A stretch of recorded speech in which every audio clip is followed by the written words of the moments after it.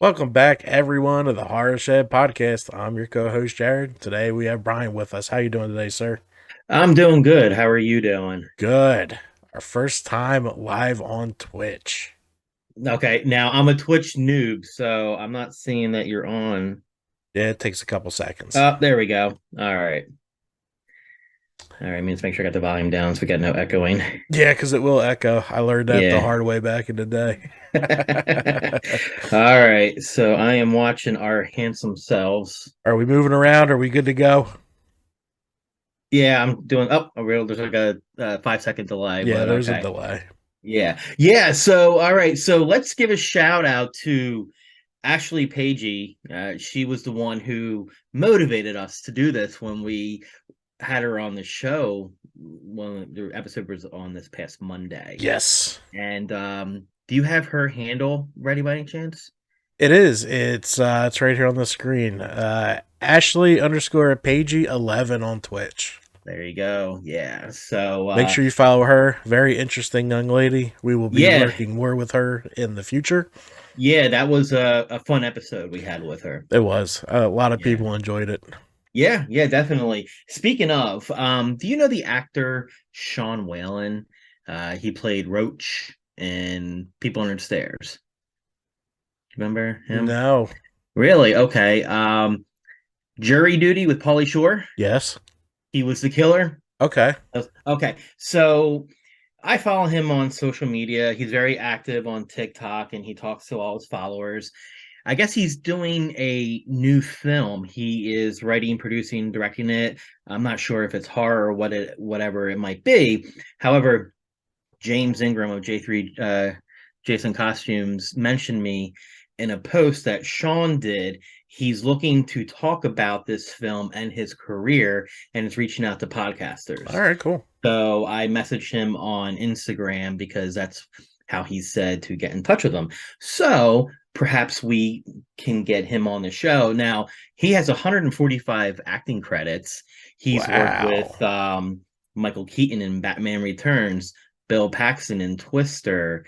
I mean, he's been in so many films, but what I remember him from my first introduction was he was Roach in People Under Stairs. He got his tongue cut off. He was like the one that was helping the young kid and the girl. Hmm. Yeah. Fool! Fool! So, yeah, so hopefully we can get him on the show later on down the line. He's looking to do these in the month. All right, we got a first comment. The Bomber 11. You guys rock. Well, thank you, Bomber. Yeah, the H bomber. The H Bomber. All right. That's me, by the way. Oh shit. Damn you. So let's give a couple shout outs. So I know Rick Paulton, he listens to us every Monday morning when he's doing his Amazon deliveries. I talked to him today and he had signed up for Twitch and was going to follow us Oh, because he's he went. there. He did Okay, it six good. hours ago. All right. So he's like, so what are you guys going to be doing? I said, well, we're recording an episode, and if anyone joins in, you can partake, ask us questions. But he kind of likes to listen to the show on Mondays, as that's his routine for work. So, but We're a routine, bro. yeah, there you go. So yeah, so shout out to Rick. And let me see if there's anyone else recently that I can think of that has talked to me about the show. Really, Rick, I know, is an avid listener. Every Monday morning, he's listening or watching however he does it. Um, so last weekend, I went to the iHeart Horror Yes. event, and that was a great turnout. Those Chris, the brothers worked hard, but Chris was like the man doing like a lot of the promotion. I'm sure Greg helped him a lot, but as far as social media is concerned, Chris was, the front man with that. They were also on New Jersey 101.5 a couple days before, and Chris accidentally put out, like he said, I think the F bomb. So I guess he got so excited.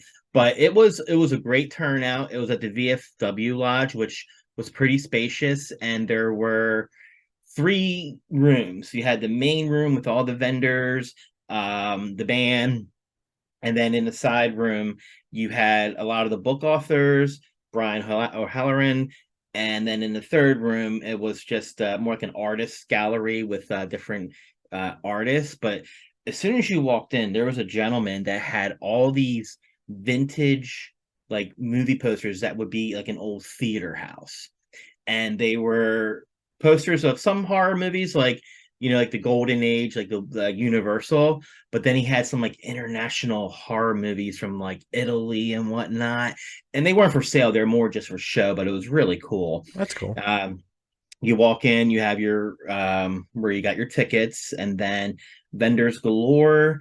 I was there from 12 to 4 and just walked around, took pictures and whatnot. And I found out there's a imposter, South Jersey Jason imposter. One What? of the vendors came up to me and took a picture, and she's like, "Are you from?" I forget where it was. I'm gonna say Central Jersey. And I said, no, I'm originally from South Jersey, like Atlantic City area. Why? Well, there's a guy that dresses up as Jason and he calls himself South Jersey Jason. So I was like, oh, I got an imposter like Roy in part five. Let's find this guy. No son. Yeah. So all in all, like great turnout. They ended up raising $6,000 for the Saw War that. Apartment That was Home. Yeah. fantastic. And I got you an event poster I'm gonna send to you. Cool. We'll throw it up on the Yeah. board of fame back Yeah. here. I got some Uh-huh. things I got to take down. Yeah, I got you the one with Brian Halloran, like that Oh, poster. cool. Yeah, I thought Very that was cool. like a cool like Evil Dead thing. I like it. The drive was pretty easy. It was like an hour and 18 minutes, Yeah, it's but not bad for you. no, it was straight, 78 and then wherever. But that area before you get into Sayreville, it's just so congested that I was like, oh. So, but yeah, so now it's going to be an annual thing, and they're in the official like national calendar day. So February 4th of every year, in addition to like Cancer Day, it's I Heart Horror Day. Beautiful thing. Yeah. Let me see what else. For the Friday the 13th fans, if you've been to Hardwick Township, that's where Camp Nubby Bosco is, where the original film was made. They are starting their tours up for the 2023 season, and the weekend of June 2nd, they're having a bunch of alumni there, and they're also doing overnight tours or overnight stay, I should say. So I just wanted to go over who is going to be there. So if you're a Friday 13th fan and you want to go, we have Adrienne King, of course, who played Alice. Robbie Morgan, who played Annie in the beginning, gets killed by Mrs. Voorhees. I have yet to get her autograph, so I'm going to reach out to Hmm. Stacey Lee. I'm going to see if she needs any help, like volunteering with the talent. That way I can get autographs. If not, I always send her money and she'll, get the autographs for me. We have Deborah Hayes. This is her second appearance. She played Claudette, the counselor that got killed in the beginning with Barry when they're canoodling. We weren't doing anything when Oh, Mrs. yeah, Ward. yeah, yeah, Yeah. yeah. So back in I don't know when it was, maybe the late summer, she made her first appearance at Monster Mania ever. Hmm. So, and she's in California. I think she's real estate or interior design or something like that. Of course, Ron Milkey, Officer Dorf, Harry Manfredini, the composer of just about all the films up to part, I think Jason Goes to Hell, and that was it. We have Amy Steele, everyone's favorite final girl. She played Ginny. John Fury, the unlucky Paul, and Russell Todd, who played Scott. Hmm. He was the one that shot Terry with the slingshot in the beginning. He was kind of like the creeper. So out of all of them, I just need Robbie Morgan and Russell Todd's autographs. So, but that's June 2nd and 3rd. I know VIP tickets are sold out, and I think Friday is just about sold out. So, look at Saturday. It's if you haven't been, it's definitely something you should do. They when I went, it was a 4-hour tour. I wasn't on the SS Minnow or anything, but they gave you a nice swag bag too. They gave you like a little backpack, kind of like a pouch thing with a drawstring thing, Hmm. a one of those thermoses that keep your stuff hot or cold, a t-shirt, and I think that was it. But definitely, obviously, the autographs are extra, so plan on bringing some extra moolah. Anything on your neck of the woods? Anything new? I watched Bodies, Bodies, Bodies.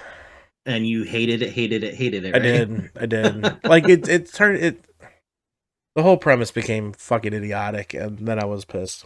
Gotcha. What is the premise?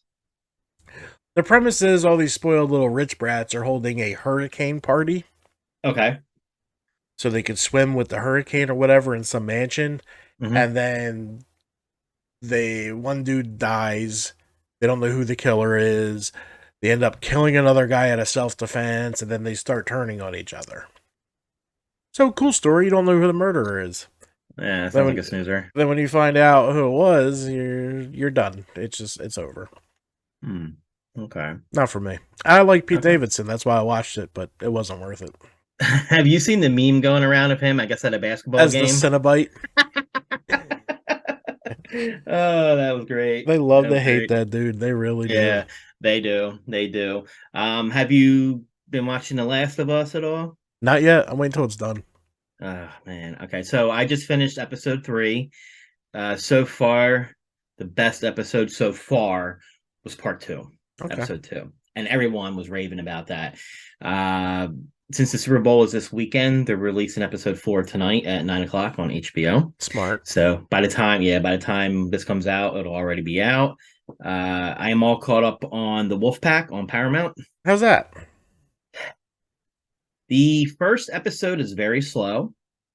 The second and third episode really pick it up. However, the what they do show of the wolf, which the werewolf, like the big bad CGI, but they did do upside profile of like the snout when he was eyeing someone up. Now that looked like to me like it was an actual like silicone and hair mask. I would say like it's based off of books. I don't know if it's young adult books or what. Um, the characters you definitely like.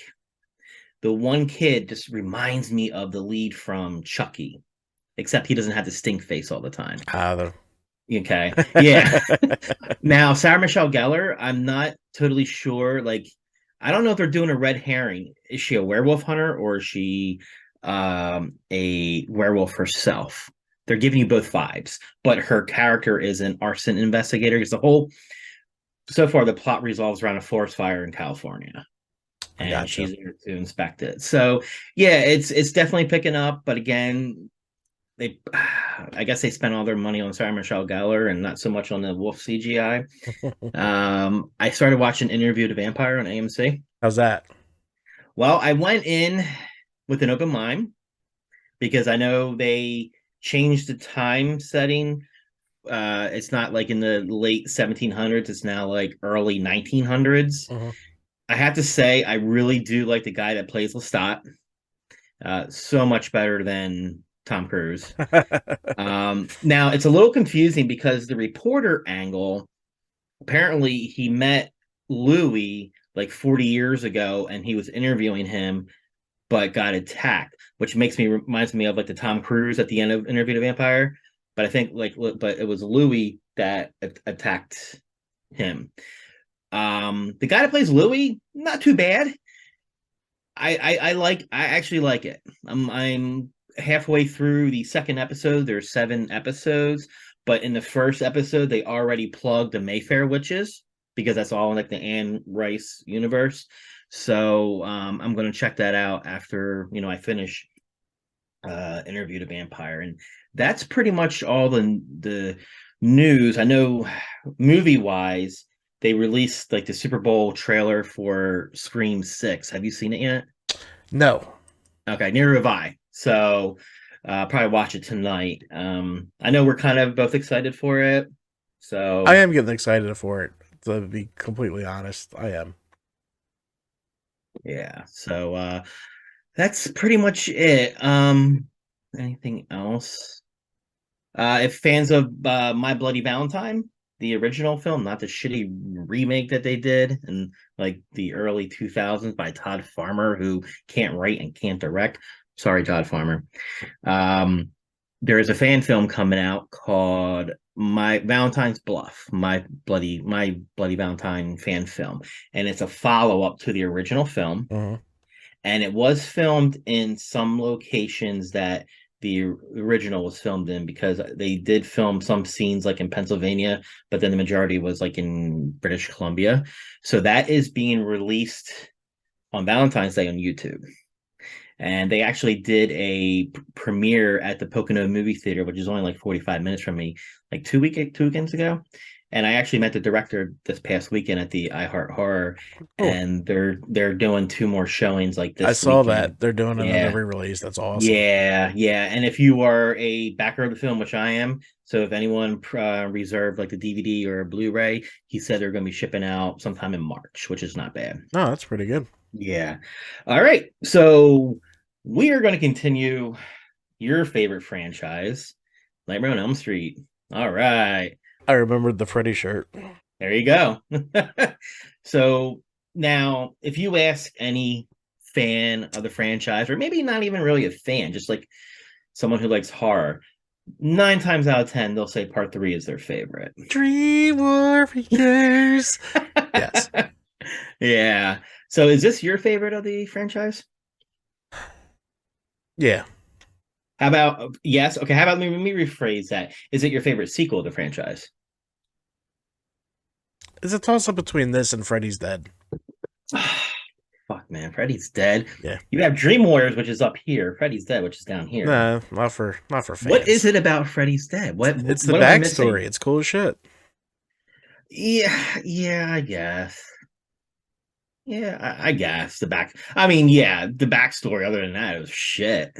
You He know. was funny. Boing, boing, boing, boing. Now I'm playing with power. Still Freddy. Still my man's. Who's better? Um, Comic book villain Freddy or NES Freddy from the movie? NES Freddy, because comic book Freddy was just weird with the not even being Robert and the stupid Superman quotes. Yeah, just NES Freddy was better, Yeah. without a doubt. All right. All right, so we're gonna jump into this. Let's play the trailer.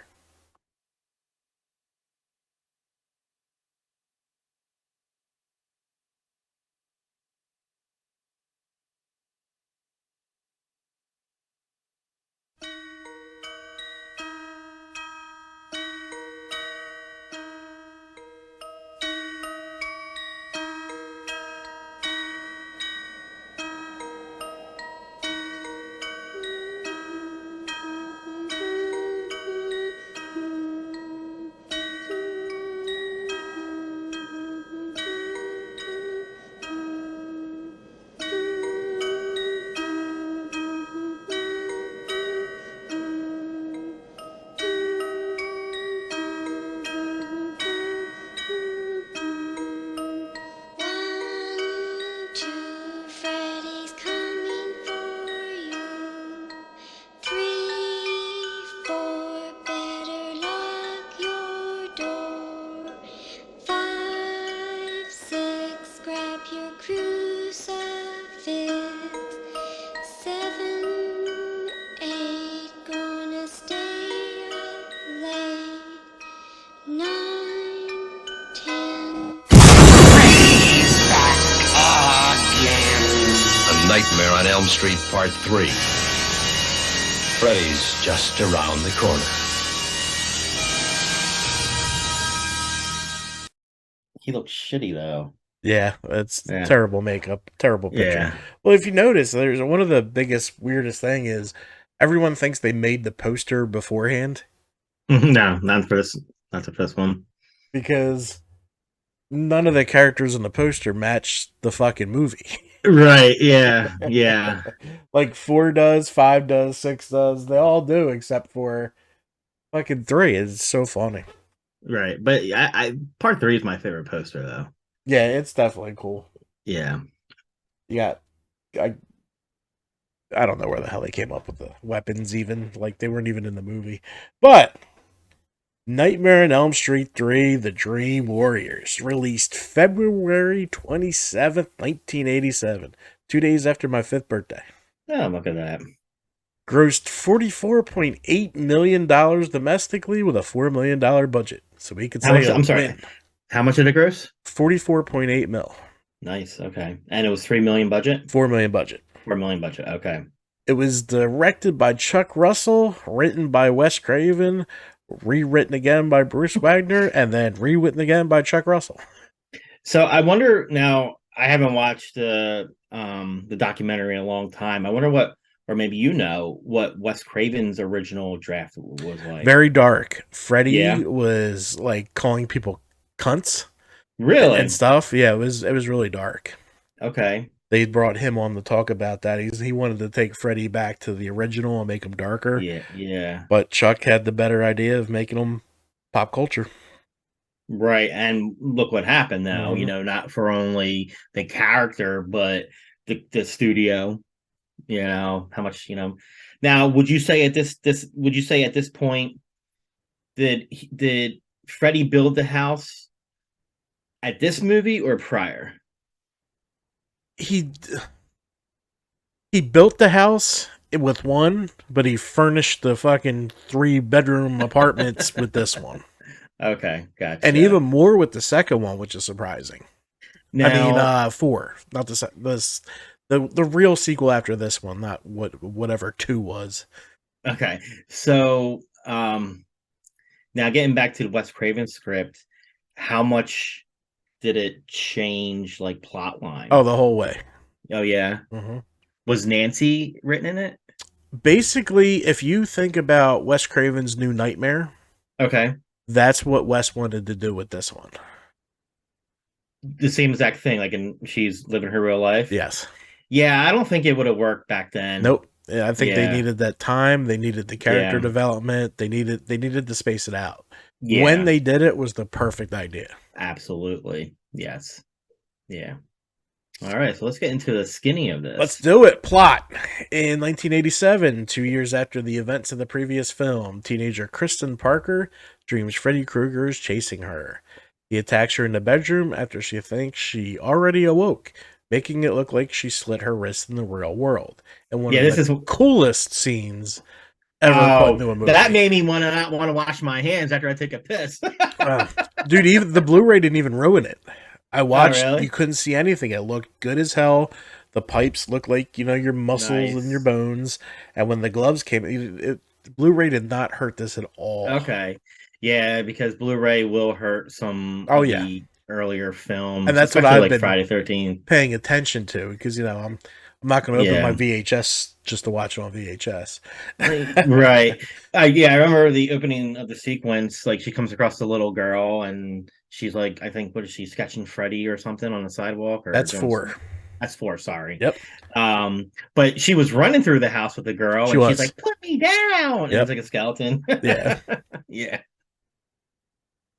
That was a cool Yes. scene, too, because it's basically like a haunted attraction in that house. Yeah. And then before she falls asleep, the mom's like, didn't the mom interrupt her because she's got her date that she wants to give a nightcap to? Yeah.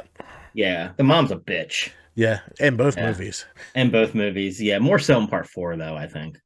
Oh, She killed her daughter. Kind of fucking killed her, so yeah. Yeah. So it was like the guy goes, "Hey babe, where's the bourbon?" Yeah. Yeah, and then we'll get into that good sequence a little later on. That talks. Yeah. So yeah, she puts her hands like on the faucets, and it was like the old Victorian faucets, and Yep. they like basically grab her. They grab her, they flip her arm over. Yeah. The glove pops out of this one, slices, and Freddy's in the mirror laughing. Yeah, and there's like I guess the fog from the steam or Mhm. something like that. Yeah.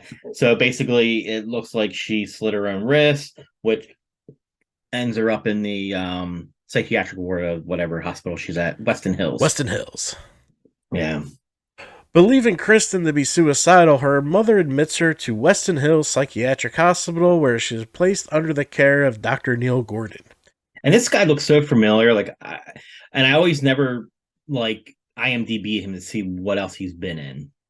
Has he Yeah, been in anything? Or I think he has, like in the late 70s, 80s. yeah, But he reminds who he reminds me of. He has a talk show on HBO. Bill Maher. Yeah. Yeah, he looks like he could be his brother. Yeah, definitely. At the hospital, Kristen fights the orderlies who try to sedate her because she fears falling asleep. And one of those orderlies are Larry Fish. Lawrence Fishburne. Was he Lawrence or Larry in this film? Because I know he always like. I don't remember what the thing said. Yeah, but he was a cool orderly. Because this was right before, or maybe right after. It was probably before Boys in the Hood. It was before Boys in the Yeah. Hood. I think it was like 1990 or something. Okay, yeah. Yeah. When he started really taking off. Yeah. Yeah. So and this is probably what was it? Antoine, not Antoine. Who directed Boys in the Hood? Oh my gosh. Because he just passed away too, I think, right? Wow, we're terrible at this. See, Yeah, it's not horror, so we don't know.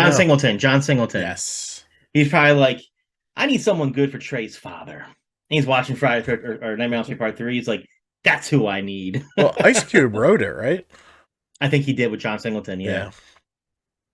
Talk about talent, man. Ice Cube never stops. Like, yeah, but I think he can probably say, you know what? I think I want to forget that I ever did Ghost of Mars. Yeah. But still, he made Friday, which will go down as one of look where he came from. Yeah. NWA to, acting in a lot of great films. Like I love him as Doughboy and Boys in the Hood, and of course, Friday. Yeah. We can forget Friday After Next, like the first two Fridays. It's still funny though. It was horrible, but it was still funny. And you know what? He doesn't own the rights to Friday anymore. That sucks. Yeah, because they want to remake it, I think, and you can't remake that.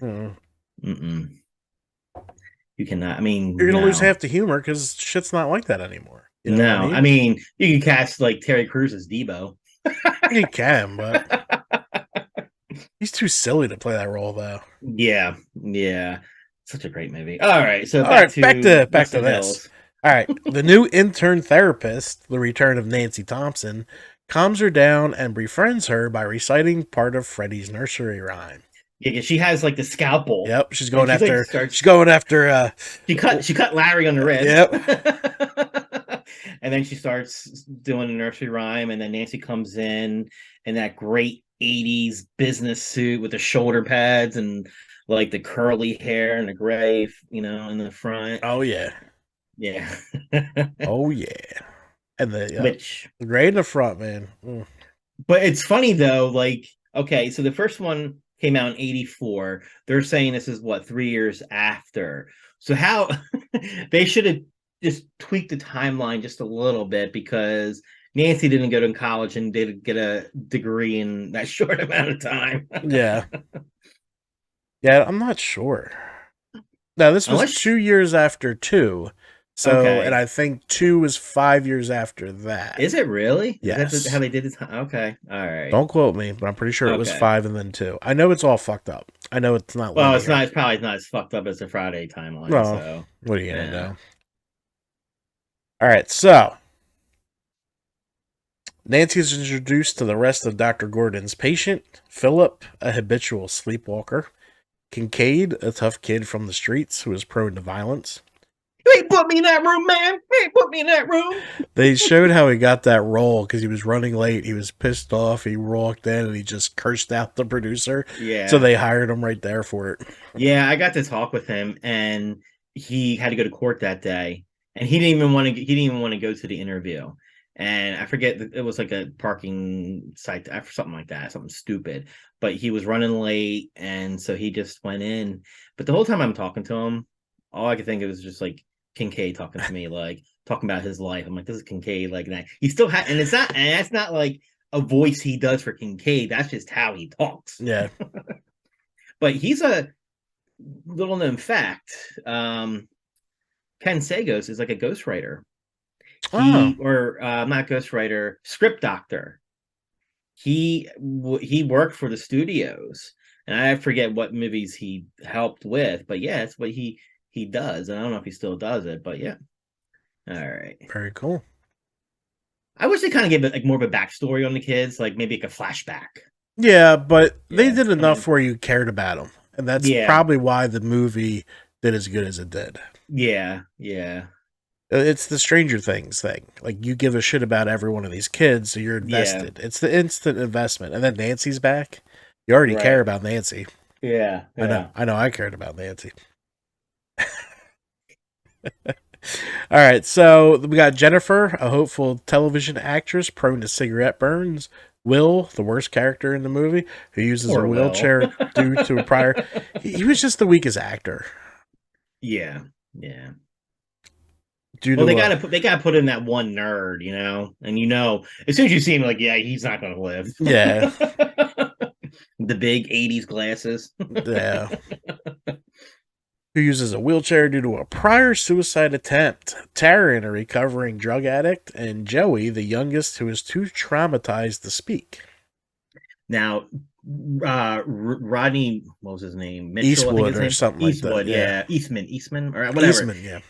He was in this science fiction movie that I saw. I remember watching it on HBO, and I couldn't even tell you the plot, but the fucking movie scarred me because he had like an abusive stepfather, and within 10 minutes of the movie, like he had a dog, like a Benji type dog, I think, and the father was beating on him, and the dog went to attack him, and the father took a shotgun and killed him. I was like, nope, can't finish watching this movie. Wow. Yeah, can't do it, but just saw it right in there. Okay. We did hit 5 viewers at one point. That was pretty cool. Hey, nice. So now, was it before or after when Nancy goes to Kristen, when she mentions the house? Like, where did you get this? And she's like, I made it. That's coming up. Okay.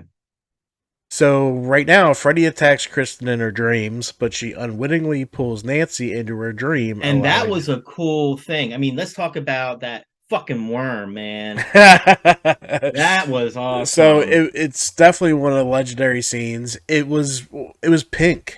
A lot of people don't know it was pink, which made it look like a 6-foot dong. So they decided to paint it green. Because the producer or the director walked in and goes, "That looks like a dick. Like, what are we doing?" Right. And Nightmare is full of this shit. It's full of vaginas. It's full of penises. It's just everywhere. Like, think about the portal they fall into in, like, all of them. It's definitely reverse phallic there. Yeah, like when Joey's hanging by the bed. Tongue. Yeah, that looks like a giant. All the movies are filled with it. But this scene, Kristen gets lifted out of the floor, eaten by the giant Freddy worm. Nancy sees Freddy. Freddy sees Nancy. Well, let's talk about when Nancy goes to sit in her lounge chair. And great effect. Cool. Yeah, that was really cool. Still not ruined by Blu-ray. You can't tell how they did it. So nice. It really held up. Nice. Yeah, and so when she sees Kristen being eaten, she takes a shard of glass and sticks him in the eye, and he's like, yes. That was great. I loved it. Oh, God. And then she's like, wake us up, wake us up, wake us up. Right. Yeah, because before she fell asleep, she heard Kristen, calling to her. Yep. Yeah. Pretty cool idea. Yeah, I liked it. So Kristen reveals that she has been able to pull people into her dreams since she was young. Over the next 2 nights, Freddy throws Philip off a roof and kills... let's get into the roof first.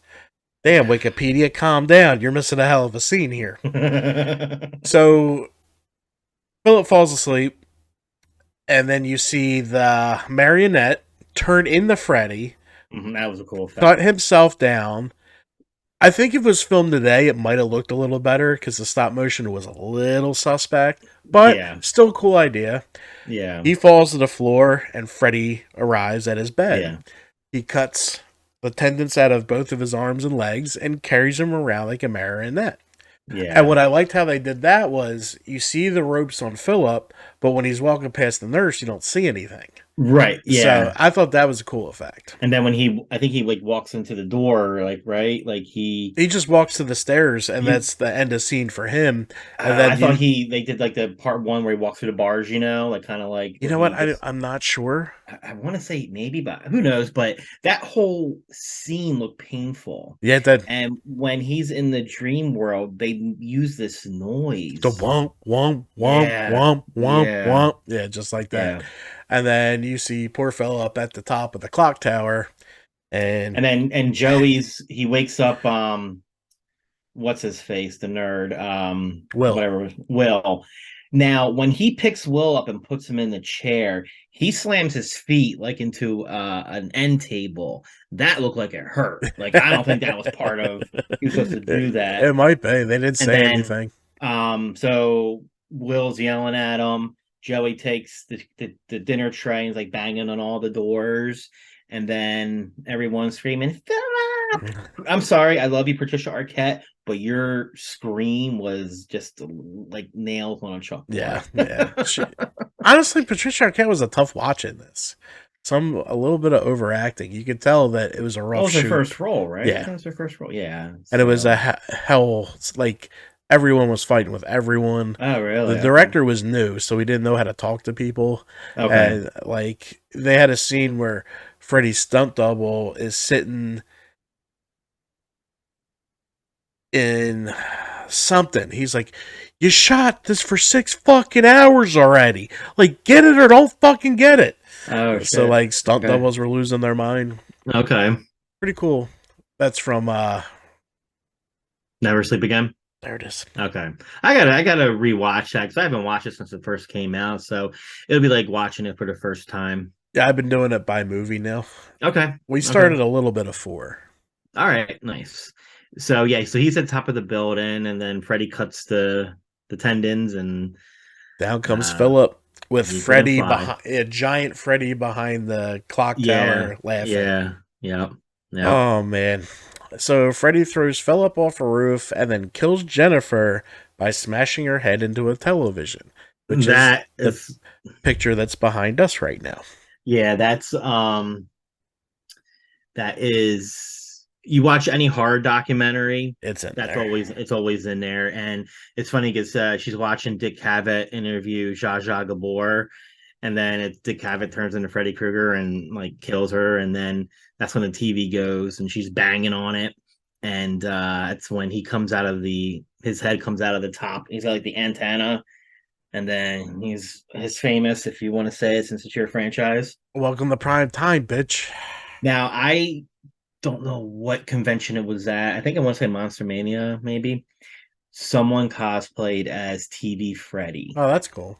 It was really cool. Like basically, like their body was the TV, and I don't even know how they did they had a silicone Freddy, but they made it look like how it did in the movie, the antennas, and they had like the arms and like a doll. It was really cool. It was really That's cool. awesome. Yeah. Yeah. The original line was, "This is your big break on TV." Yeah, I remember. Yeah, I remember. And then that's why it became both, because Robert was like, "No, we're gonna do this," and then they just pieced it together. Did Robert ad-lib that, or was that in the script? 100%. Welcome to prime time, bitch is nailed, stamped, directed by Robert Englund himself. Nice. And I was like, how could, because they had the evil doctor, the woman, she's still alive, I think, too. Yeah. How are you gonna say that she committed suicide? Like that TV was a good 8 feet, 9 feet. She got ups, yo. She could get her head up in there. I know. Right. But also Dick Cavett's performance. They told Dick Cavett he could have any guest star he wanted. So he's like, "I want Zsa Zsa Gabor because I think she's the stupidest fucking person on the face of this planet, and I would never have her on my show. And then I get to watch her get killed by Freddy." So that's why Dick Cavett chose Zsa Zsa Gabor. Man. Oh, man. All right. In the next group session, straight talk, Nancy reveals to the remaining patients that they are the last of the Elm Street kids. The surviving children of those who banded together and burned Krueger to death many years ago. Both Nancy and Neil encourage them to try group hypnosis so they can experience a shared dream and discover their dream powers. In the dream, Joey wanders off and is captured by Freddy. Which is like Joey went to find some titties. Yeah, I mean that nurse was hot though. She was. And looking back at it now, she had that typical 80s boob job. Mm-hmm. So and it was funny because you were actually supposed to see the bottom half of her with Freddy's head, and it just didn't look right. So Okay. they cut that part. Yeah, she definitely had a killer tongue. Let me tell you, man. Tongue tied. Oh man. Yeah. So Joey's off trying to get laid, and that didn't work out for him. So he's strapped into a death vagina or whatever you want to call Right. that. And now he's comatose, right? Yeah, he's in a coma. Yeah. Nancy and Neil are relieved of their duty. A nun. Hold on. Time out. So as this is happening, they all do find their powers. Their dream power. So like Neil has like the clickers, and they all start floating. So Kincaid, bends a chair, and Neil's like, Kincaid. It's very unnerving. Taryn's beautiful and bad. Yeah. And I forget what Will did. Will could walk. That was Will's That's thing. right. Yeah, in my dreams, I can walk. My legs are strong. That's why I hated that fucking character. And then, so as the thing happens with Joey, the evil nurse comes in. I think they all are on the floor or something. Like yeah, they're all waking passed up. out. Yeah. Yeah. And she's like, "What's going on here? Where's Joey? Yeah, what happened to Joey?" And then Kincaid's like, he's like, F you. You're going in like the white room. You ain't putting me to sleep, motherfucker. Ain't gonna sleep no more. Such a great movie. Yeah. A nun, Sister Mary Helena, tells Neil that Freddy is the son of a young woman on the hospital staff who was accidentally locked in a room with hundreds of mental patients who raped her continually, and that the only way to stop him is to lay his bones to rest. Not only did they rape her continually, it was during like Christmas. Yeah, it was a break, so days. Yeah. That would be good for like I mean, if they were to do like a Freddy origin and start off with that. Yeah. The nun gangbang 1946 or whatever. And could you do that today though? I don't think you could get away with it. No, you offend someone. Yeah. Well, maybe they'll they'll change his backstory, and yeah, it'll go from 99 maniacs just one. ruin the whole thing. Yeah. All right. He and Nancy ask her father, Officer Donald Thompson, who's now a security guard and broken down, waste of life, where the bones are hidden, but he is uncooperative. Nancy rushes back to the hospital when she learns that Kristen has been sedated. Oh, shit.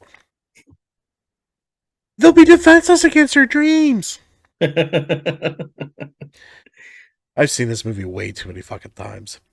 Neil stays behind to convince Donald to help him. Nancy and the others engage in group hypnosis to reunite with Kristen, but are all separated by Mr. Krueger. Taryn is first killed by Krueger in the epic. And she's got that great leather outfit, the mohawk going on that's like 5 feet tall, and she's like got the switchblades, and she's like, "Let's dance." Yep. Yeah, and she had him for she was cutting them. Yeah, for about 30 seconds. She did actually cut Robert. Oh, did she? Okay. Yeah. She said that on the thing.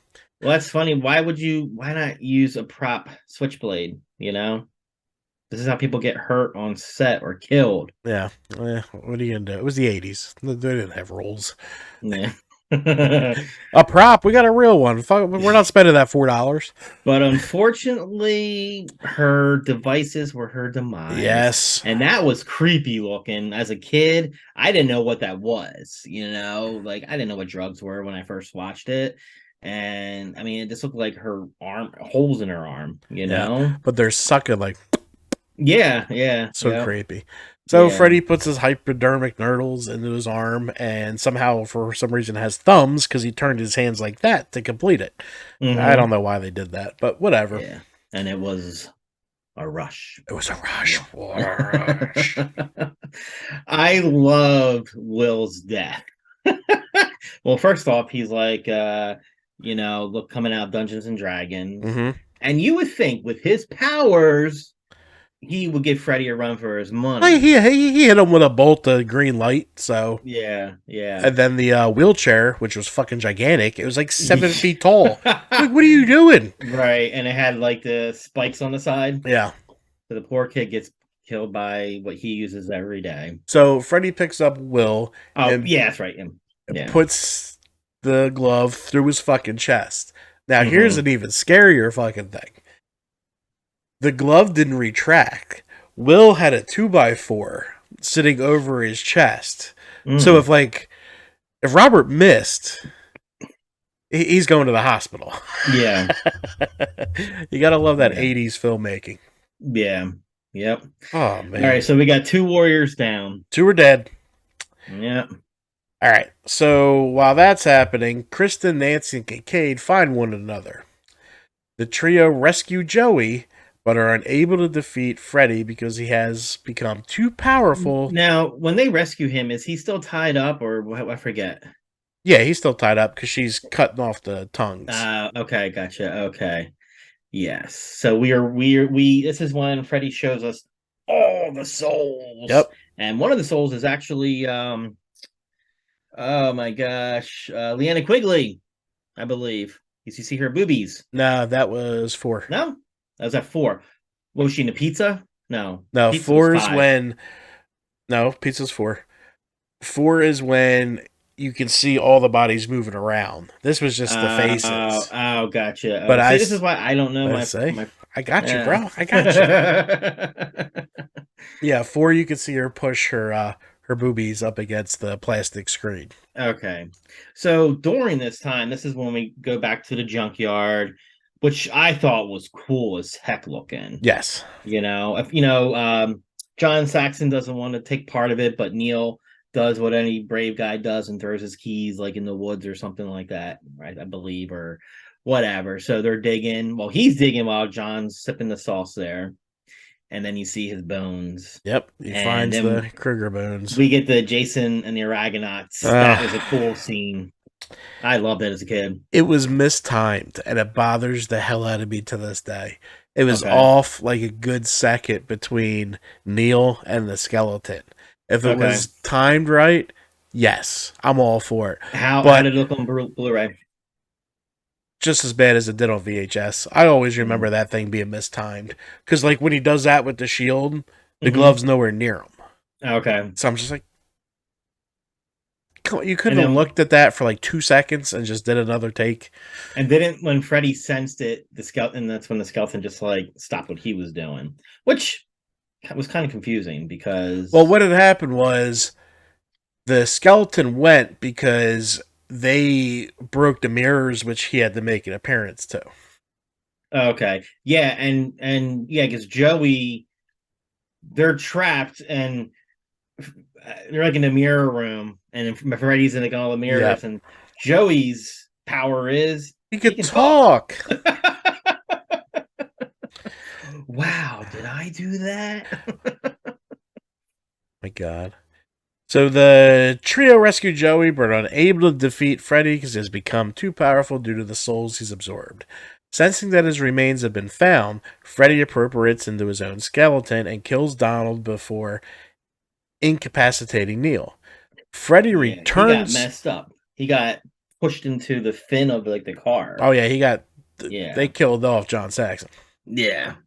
Freddy returns to attack the others, but Joey used his dream power voice to repel him. Okay, I was like, I jumped ahead. All right. Now you're fine. Okay. Donald tells Nancy that he is crossing over, but it is revealed it's Freddy playing the evil trick on her. And they had me for a second too when I first watched it. Yeah. And then I was almost in disbelief when I was younger when you actually saw the glove hit Nancy. I was like, what? Yeah. Yeah. So then he tosses her aside. Freddy, believing that Nancy is dead, comes upon Kristen in order to kill her, but a still alive Nancy stabs him with his own glove. Neil manages to wake the fuck up and purifies Freddy's bones, killing him. After Nancy dies, Kristen manages to awaken everyone and return them to the real world. And she has Nancy's head in her lap. Yep. I'm gonna dream you into a good dream. And I have to say though, that was heartbreaking as a you're a fan of the character. Yeah. They did her wrong. Yeah, but it's just got to happen sometimes, I it guess. And does. then I think it's like the next day or whenever we're at the funeral, and it was sad, you Yeah. know. But that reveal was cool though. As a first Yes. time watcher, Hmm. which I'll let you go into that. During the patient's funeral, Neil finds Amanda's Kruger's tombstone and discovers that she is Sister Mary Helena.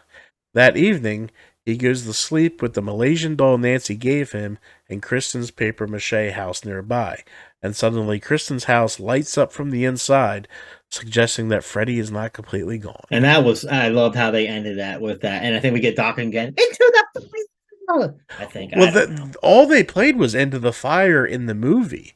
Dream Right. Warriors never played. Right. Yeah. Well, we didn't even talk about her dream when it goes back to the beginning of the movie. Oh, And let's it's do like, that. Yeah. yeah. Like, So babe, it's a where's the bourbon? replay of Babe, where's it's a replay of Babe, where's the bourbon? Except this guy got really pissed off, turned into Freddy in a tux, cut off the mother's head, and the mom's head is still bitching at Kristen. Yeah. She's But such a then, bitch. yeah. But then he's like, I said, where's the bourbon? Great scene. Great scene. Yeah. All right. So yeah, that reveal was awesome. As a first time watcher, you find out that Sister Helena Bonham Carter, or whatever her name was, is Amanda Krueger. And we'll see her again in two more sequels. Who what is the actress's name? Beatrice Biopel. Beopel. She starts that in 5, I believe. Yes, two more. Yeah, Yep. yeah, two more. Yeah. So she's now doing the convention scenes, and she wears the nun garb with And the she's Freddy glove. doing all the conventions. Like she Yeah. just did the one in Gettysburg or Oh, wherever. nice. Yeah, Okay. she does Yeah. the small ones too. Yeah. Well, yeah. Make that money. Yeah, why not? I So would. Shit. heck yeah. I mean, look at Ari Lehman, 10 seconds, and for 30 years he's been promoting that. Original So Jason. he is, well, as I say, the Gene Simmons of the Friday franchise. Yeah. I got a lot of love for you, Ari. Anyway, all right. So we had a great cast, a likable cast. You could probably connect with one of them, Yep. Probably. Although I couldn't connect with Will though. Nah, me neither. I was fine when he died. I was like, all right, we're Yeah. done. All right, so we had Heather Langenkamp as Nancy Thompson, Craig Wasson as Dr. Neil Gordon, Patricia Arquette as Kristen Parker, Robert England, duh. Ken Sajos, is that it? Sajos? Sagos. Sagos. As Roland Kincaid, Rodney Eastman as Joey, Jennifer Rubin as Taryn, Bradley Gregg as Philip, Ira Hayden as Will, Larry Fishburne, it's in there as Larry, as Max, Penelope Sudrow as Jennifer, John Saxon as Donald Thompson, Priscilla Pointer as Dr. Sims, Clayton Laundrie as Lorenzo, the douchebag orderly. I don't remember him too much. He was the one that's like, I got the keys to paradise, baby. Oh, yeah. Okay. Brooke Bundy as Elaine Parker, the mother of Kristen Parker. Mhm. Nan Martin as Sister Mary Helena. Stacy Alden as Nurse Marcy. Mm-hmm. Dick Cavett as himself. Zaza Gabor as herself. And Paul Kent played the Dr. Carver for all of 30 seconds. Okay, he was like in the beginning. He was the main doctor that let him die. Right. Yeah. All right. All right, so moving on. Development. Following the critical failure of A Nightmare on Elm Street 2, Freddy's Revenge, New Line Cinema was unsure if they would continue with the series. Wes Craven, who wrote and directed the original Nightmare on Elm Street, did not participate in the first sequel. He had not wanted the original to evolve into a franchise, but due to immense dissatisfaction with Freddy's Revenge, signed on to co-write the screenplay for the third installment with the intention that it would end the series. However, the success of A Nightmare on Elm Street 3 Dream Warriors prompted a continuation of the series. Craven's first concept for the film was that Freddy Krueger invade the real world. Krueger would haunt the actors, filming a new Nightmare on Elm Street sequel. New Line Cinema rejected the meta idea, but years later, Craven's concept was brought to the screen in Wes Craven's New Nightmare. Craven himself would be unavailable for directing as he was tied up with filming Deadly Friend around the same time. Baby. You ever seen that movie? No. It's so campy, yet it's good. It's actually I finished watching In Search of Darkness Volume 3 after 6 hours, and they did a segment on that one. And I've only seen it once, and that was when Channel 6 used to do the $1 Million Movie on like Friday, Saturday, Sunday nights. And of course, it was edited, but the best kill was when Christy Swanson took the basketball and threw it at the head of Mama Fratelli, and just like, but it's one of those cult type classic films now. I gotcha. Before it was decided what script would be used for the film story, both John Saxon and Robert Englund wrote their own script for a third Nightmare film. In Saxon's script, called How the Nightmare on Elm Street All Began, which would have been a prequel story, Freddy would ultimately turn out to have been innocent, or at least set up for the murders by Charles Manson, who along with his followers would have been the main culprit of the murders. You had me up until the Charles Manson plotline. Freddy would be forced by the mob of angry parents to make a confession of the crimes, which would enrage them further. After they lynch Freddy, he comes back to avenge his wrongful death by targeting the parents' children. In England's idea, called Freddy's Funhouse, the protagonist would have been Tina Gray's older sister, who would have been in college by the time Tina was murdered, and ends up coming back to Springwood to investigate how she died. In the script, Freddy had claimed that 1428 Elm Street house for his own in the dream world, setting up booby traps like Nancy did against him. According to Englund, part of it later ended up being used in the pilot episode of Freddy's Nightmares after the script had been lying around unused for a few years. Was it? Apparently. I mean, I don't remember that episode. Oh, it was the pilot, and the pilot talked about his trial and then being let go. Yes, that's the pilot. I started watching it when they released it on Tubi, but I didn't get through the pilot, and I don't remember that ever playing. But here's the thing. You know what happened to your sister? You talk to her best friend. So there's part of the plot already solved. Yeah. But I kind of like it, though. I'm digging in a little bit, Robert's treatment. I'm not sure of the title. Yeah, it's Robert Englund. He's nuts. Yeah. I'm sure he didn't think the title two-way through. He just had an idea for the story and started typing. Like, the title's the one that's most changed on everything. Mm-hmm. Writing. Wes Craven has said about the direction that he and Bruce Wagner wanted to take the franchise in, that we decided that it could no longer be one person fighting Freddy.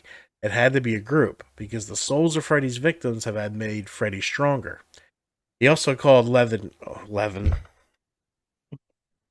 I gotta mess up one at show, right? Yeah. He also called Heather Langenkamp to ask her if he may include her character Nancy in the script, which she agreed to. In interviews with cast and crew and the DVD extras, it is revealed that the original idea for the film centered around the kids separately traveling to a specific location to die by suicide. Later it would be discovered that the common link between the youths was that they dreamed of Freddy Krueger. Since suicide was a taboo social issue, the storyline was abandoned. Some aspects of the idea remained in the film. In Craven and Wagner's original script, the characters were somewhat different from what was eventually filmed. Nancy was not a dream expert nor any kind of mental health professional. Kristen, named Kirsten in this script, only stayed in the institution for a short while. She had a father and her mother name was Alice. Neil's last name was Guinness and his character was much younger. Dr. Sims' last name was Madalena, and Taryn was actually African American. Did I hear a noise? Nah, it's coming from out there. Oh, okay. It's not haunted. Relax. Well, I don't care. I'm over here. You gotta deal with it. Joey was the one who built the model of a house and had trouble getting around. And Philip was a 13-year-old. Will's name was originally Laredo. He had long hair, did not use a wheelchair, and was the one who made the clay puppets. Still, that poster doesn't make sense. Oh, that's what you were looking at. Yeah. Okay. The script also describes the ranch house where Krueger was born, and then as the house that shows up in the kid's dreams rather than the Elm Street house. You need to keep the web. It's an iconic house. Wes Craven specifies the house in his original script to be an architectural portal to Freddy's dreamscape. It is virtually a limitless world of the human psyche in all of its dimensions. So you can enter this other world through the house, or dreams, or madness, or hallucinations, or whatever. Contrary to the film, Donald Thompson knew from the start that Freddy was real and still alive. Krueger was missing and Nancy wanted to find him. When she finds him, Nancy learns that Krueger is obsessed with finding the house where he was born so he could burn it down.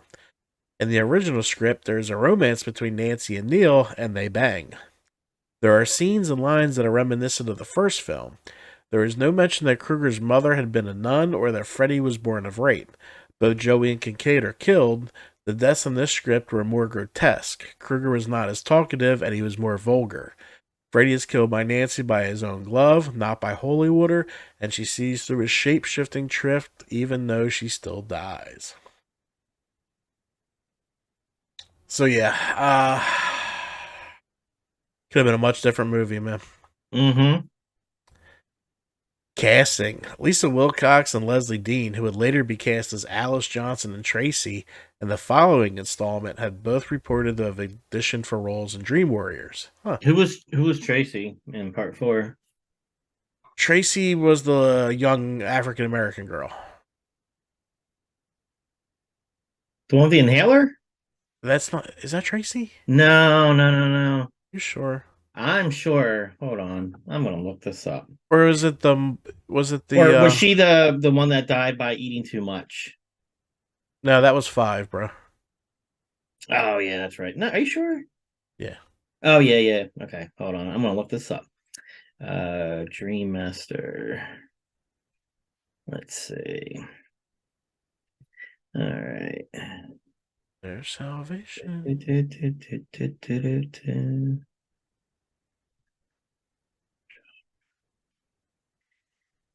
Hey guys, thanks for stopping by our Twitch stream. That was pretty fun. The frick. Okay, Debbie, Alice, the dog. All right, well, she's not listed in IMDb. Tracy. Was Tracy the workout girl? No.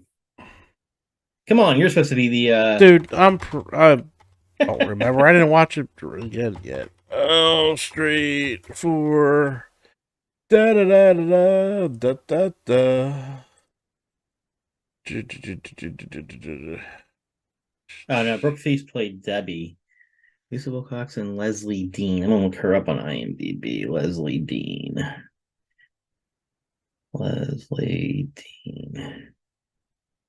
No, we had Lisa as Alice, Danny Hassel's Dan Jordan, Tuesday Oh, night. Leslie Dean was in Freddy's Dead: The Final Nightmare. Yeah, no.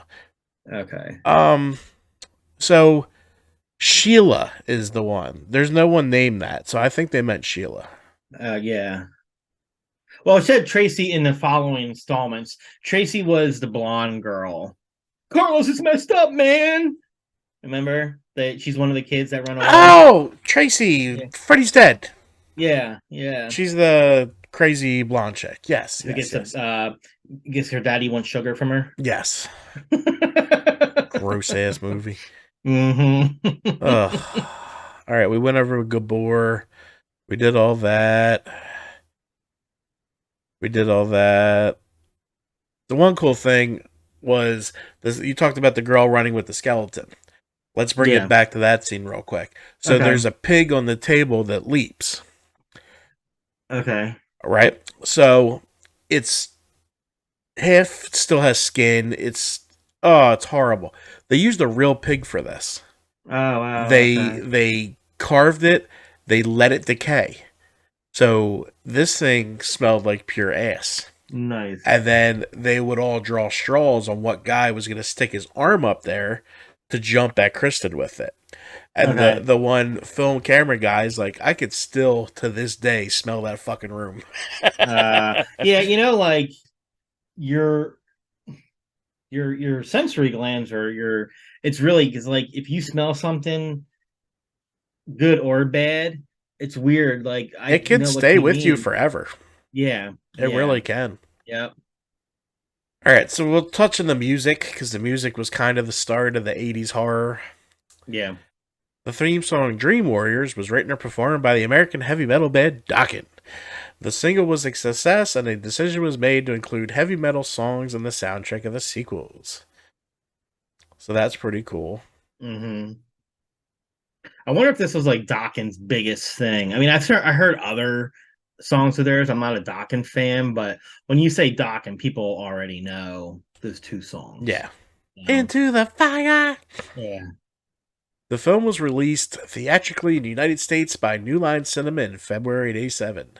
It was their first film to open nationally, opening in 1,343 Yeah. theaters and debuting at number one with a weekend gross of $8.9 million. I wonder what it went up against that weekend. That was a record for an independent film at the time. Hmm.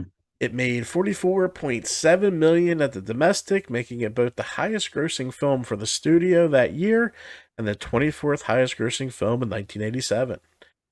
It is the third highest grossing film of the Nightmare franchise, Freddy vs. Jason being 1 and Nightmare 4 being 2. All right, I want to type in this release date. It was February what? February 27th, 1987. See what it was up against. Cool, I'll keep going on with this. Okay. Video games. The two video games released for the franchise, the Commodore 64 / IBM PC 1989 and the NES adaptation in 1990, are both independent of each other, based primarily on the Dream Warriors concept. Characters and film through the games are both simply called A Nightmare on Elm Street. The IBM game allows the players to play as one of the Dream Warriors characters, including Nancy, who, unique to the game, has a dream power of freezing enemies. Hmm. The NES game centers around collecting Freddy's scattered bones to destroy them, even though you can't figure out what fucking door to go in to start the fucking game. So, I wonder, like, okay, so getting back to the Commodore, it looks like they got a better version than NES. They did. I've seen the gameplay. Have you? Yeah. Oh, nice. AGVN has. Oh, both nice. Yeah. Okay, cool. All right, so I pulled up the list. So the only movie that came out that weekend was Platoon, and that's a pretty damn good movie. Yeah, it is. So other movies that have been out prior to that, I'm not going to read all of them, but the ones that I know, Mannequin was out for 2 weeks. That was a popular Remember that? movie. Yeah, Hoosiers. Okay. Yeah. Some Kind of Wonderful. That's a good classic 80s film. Uh-huh. Some Kind of Wonderful. Crocodile Dundee was out for 6 weeks. Star Trek For the Voyage Home was out for 11 weeks. The Stepfather was out for 13 weeks. And that's pretty much it. But yeah, so it beat Platoon by 1.7 million. That's kind of fucking impressive if you think about it, though. It is. You have an independent studio and then Oliver Stone. And a war movie, which always do really good. With a tremendous cast. Oh, too. it was a great movie. I love that movie. Yeah. Tom Berenger. Charlie Sheen. William Dafoe. Yes. Who else? There was a lot of. Was Emilio Estevez in that? No, just Charlie Sheen. Gosh, who else was in that? Tom Berenger. Yeah, it had a great cast. Yeah. I always just remember Hot Shots Part 2 when the Charlie Sheen is doing his diary, and then you also hear his dad doing his diary from like Apocalypse Now, and they cross paths. Do you own Nightmare on Elm Street on Nintendo? I do. Nice. Do you have it like still in the box, or is it like a free? No, it's in the Nintendo sleeve. Okay. Yeah, I do own the cartridge. I don't have it in the box. I do want to get like a what are they called? Like they're the consoles that can play like Nintendo, Super Nintendo. Yeah. So I can pop that game in and just curse at it like I did, 30 some years ago. Just get a ROM, dude. Your laptop will play a ROM. Yeah, it's true, but I just like the console. I'm I a know. console guy. I know you're I a know. computer guy. No, I'm a Uh, console, dude. Of course, it was that game also was produced by LJN. Which was the biggest piece of shit Yeah, in the history of anything. I own 3 LJN games: Nightmare on Elm Street, Friday the 13th, and Back to the Future. God, Back to the Future was the worst one. The first one. It was But such a all pain of in the them, ass. yeah. And that the only way I The whole beat that fucking was time. the only way I beat that was with the what was it, the Game Genie? Yeah, That game was freaking hard. I never beat it. I beat it once. I beat Paperboy, but I couldn't beat this fucking game. Paperboy has an ending. Yeah, Sunday. Oh, okay. I can never get past Tuesday. Yeah, that's a fucking, that game will make you throw shit. I remember playing that at the arcade where you actually had the handles. Yeah. Yeah. Yep. All right, let's get into these fun facts. We're doing pretty good on time. I know I only took it down to 10, right? 11. But if we covered one, we'll go right through it. On the VHS release, the music video for Dawkins' Dream Warriors appeared after the credits. The video contains many scenes from the movie and ends with the band vanquishing Freddy, Dawkins saved the day, causing him to wake up from his nightmare and ask, who were those guys? Ken Sajewis stated in an interview he really didn't want to audition for the role of Kincaid, but his agent talked him into going. On the day of the audition, he walked in. We already talked about that. Mm-hmm. Robert Englund admits that he knew Patricia Arquette would go on to be a big star one day. He also explained how all of the guys on set were head over heels in love with her. Between takes, some of them would go to England to get his advice on whether or not he thought they had a chance with her. Wes Craven's original premise, we already talked about that. According to Wes Craven, the idea for the mental hospital treating the Dream Warriors was not just some riff on one. Was not just a riff off of One Flew Over the Cuckoo's Nest, but instead inspired by real life establishment. At that time, there were kind of a movement of such places that even advertised on television. Send us your troubled child and we'll make them okay. And speaking of that, sorry to cut you off. They actually, I was listening to the last podcast on the left, and they had like a 3-parter episode about places like that. Holy shit. Was that, I would not want to be a kid in like the 60s, 70s, and 80s. And actually, I think there's still places like that running, but the majority of them are shut down. Yeah. Well, Penhurst was kind of one. Was it? Yeah. I did not know that. Okay. They were all ages. No, not really. Never mind. I'm thinking something else. All right. For the sexy nurse scene, the set was flipped so that Rodney Eastman was standing up when he appears to be strapped to the bed. He had to be spread eagle for so long that he actually passed out. And in the video, he says that's why you die when you're being crucified, is you pass out. I'm pretty sure it's the lack of fucking blood from the... What do I know? It's funny he compared that to, making him... Kristen comes across a classic nightmarish image of a roasted pig. Hey, I just went over that. That we did. Jennifer states that Joey was a previous debater in school for 40 fucking years. I could have sworn, because she doesn't say it clear. Mm-hmm. She's like, he's a Vader. What the fuck's a Vader? Is that like a punk rocker in the 80s in high school? If he's a Vader, I would think he evades from conversation. Right? That's what I would. And why is he got a fucking teardrop? Is he in the Cholos? I always wondered that. I always wondered that. Yeah. And now that he was a debater, he wasn't fucking killing people in the streets of Compton. Like, I don't understand. They still haven't answered that for me. There's another fucking mystery about this movie. Robert Englund improvised the line, "Welcome to prime time, bitch."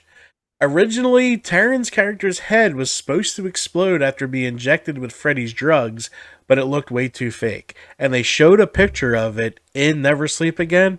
Okay. Thank God they threw that the fuck out. Nice. You know what I would have done rather than go the exploding route? Just like have the veins just go all up her body and stuff, Yeah, like just like turn that. blue, Yeah, something.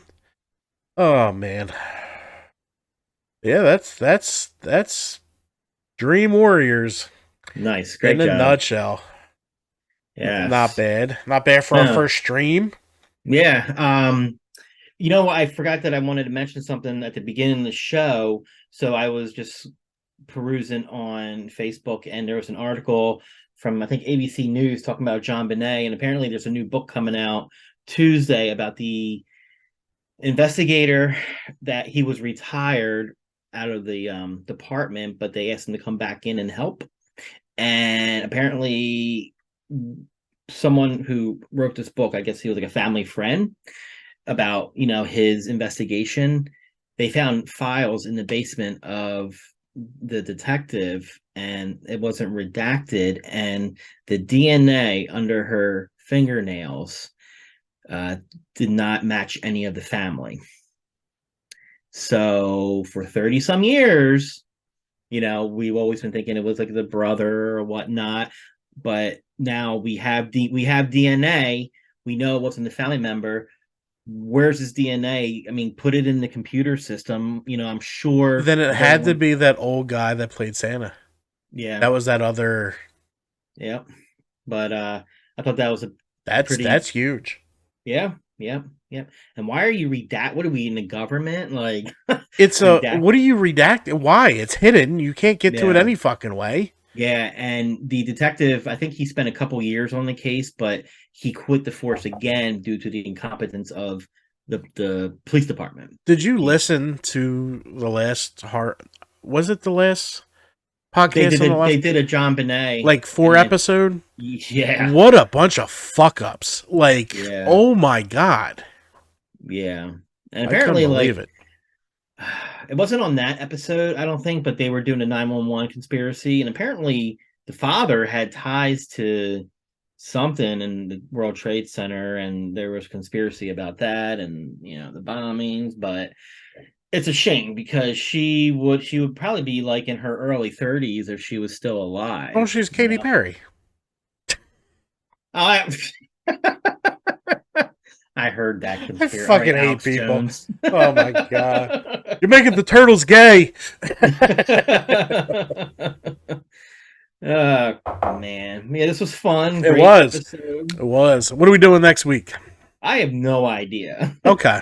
Yeah, we'll put our thoughts together, but one thing we're not doing, we're not posting memes all day. No, we're not gonna do that. I ain't got time for that. All right. So we just to close it out, there are some conventions coming up soon. There is. Monster Mania is loading the crap out of their Cherry Hill location. Yeah, I'll be there Saturday. You're gonna be getting your picture with No, she's gonna be getting her picture with Jax. But you're not gonna wait in line for like 10 hours. She's got a time up for that. Okay. But So. you can get in the photo with them. No, No? she can have her glory. Okay. And she's just gonna be like, Uh huh. oh my god, she's gonna be like goggles all day. Uh huh. Yeah, so I'm working on maybe having someone drop us off too, because parking's gonna. It depends on what time she gets. They do that shuttle thing. I'd rather fucking Uber than deal with that shit though. Well, that's a long Uber from. I'm a half hour from Cherry Hill. Are you really? Yeah. Oh, I didn't know you were that close. It's not Okay. that bad. Maybe Okay. 40 minutes. But if it's not dealing with driving up there and that, I think it might be worth it. Yeah, you're absolutely right. But yeah, it's going to be jam packed because you have the Sons of Anarchy reunion, you got Terrifier, the final girls from Friday the 13th, and they just keep announcing people. Man, they keep announcing more people. It's going to be outside. Yeah, it's gonna be fucking in the link. Yeah, and then you have NJ HorrorCon. It's either right before that or right after that in Atlantic City. I think it's 2 weeks after. Okay, and reading Brian Scott Weber, who is the organizer for that, the Showboats built a special room on the first floor now for them because they used to. I'm not sure if you ever been there before. Yeah. the go-kart track's there now, so that's where they used to have it in that section. And then he moved it up on the second floor for like the second time it's ever happened. And the first time they did it was really good because they opened up the House of Blues and had like all the celebrities and a lot of vendors in there, and then vendors in the hallway. But when they did it last time, they didn't have that, so it was a little cramped. But Ryan said they modified a section for them on the first floor, so which I think is cool. That is cool. Yeah, so I'm gonna try to go to that. They have a pop up the 25th in Edison, and I really want to go, but I'm unemployed, folks, so I can't afford it. I'm like Craig, man, but I didn't get fired on my day off. No. So Oh, I don't know. man. I might go up the street and join the hobo, and maybe we can team up and raise some money together. Or he'll be like, "This is my son. You're across the street." This is my side, motherfucker. I'll be like Eddie Murphy in Trading Places, you know. He's on the cart. I can walk. It's a miracle. Oh, but, man. yeah, but yeah, we'll find. We'll figure out what the fuck we're gonna do next week. Yeah, and if we can't put our heads together, we'll just keep on going and do Yeah. part 4. The four's got a lot of interesting stories to it too. Okay, Like all right. their big Viking Nordic director. Who was that? I forget his name, but he's from Norway. Oh, okay, I gotcha. Yeah, it was pretty funny. Nice. All right, sir. Well, this has been a great episode. Damn right. All right, guys. Thanks for stopping by to the Twitch. At one point, we had 5 viewers. A little impressed. Not bad. Hey, not bad, and we really didn't promote it all that much. No, we so, sent a couple ads out. How about the new Yeah. banger music I got coming in? I like that, Dude, yeah. I'm up to 101 songs so far. Nice. It's such a pain in the ass because you got to listen to it. Is that going to Yeah. fit what I'm trying to do? Right. And then I'm thinking haunts, but I'm like, you know what? It could fit some movies, so maybe I'll take it for the horror shed. So then you gotta, record it, change the thing. It feels like I've been doing it for months, and I only have 100 of them. Oh my gosh. Well, you got an arsenal there. Yeah, but I mean, I do 100 scoring videos a year, so Yeah. I don't want to repeat music. That's the idea. Oh, well, I mean, it won't hurt to repeat one song. It bothered me when I was doing it last year. Gotcha. All right, guys, but we're gonna stop rambling. Thanks for stopping by the Horror Shed Podcast. We're out every Monday. I will be streaming on Twitch when we can record. So we'll keep an eye out on our Instagram, Facebook, Twitters, your sister's ass, and stuff like that. And we will see you guys next week.